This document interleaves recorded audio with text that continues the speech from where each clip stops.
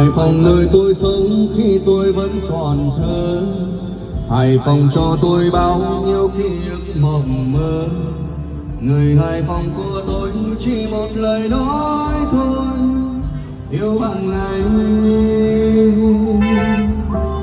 Người Hải Phòng của tôi chính là sóng là gió, trong tình nghĩa anh em ta hãy uống cạn ly. Chỉ cần một lời thôi tôi sẽ cùng bạn đi đến tận cùng. Bao năm xa quê hương nay tôi sống ở Sài Gòn, bạn bè tôi anh em rất vui gặp lại nhau.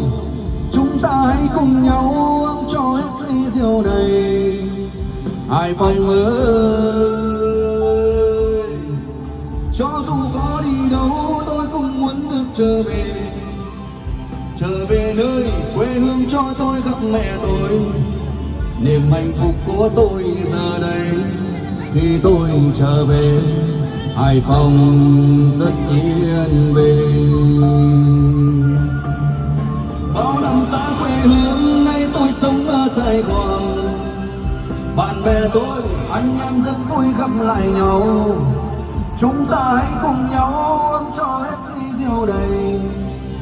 Hải Phòng ơi,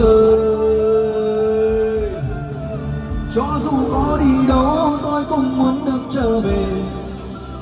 trở về nơi quê hương cho tôi gặp mẹ tôi. Niềm hạnh phúc của tôi giờ đây khi tôi trở về.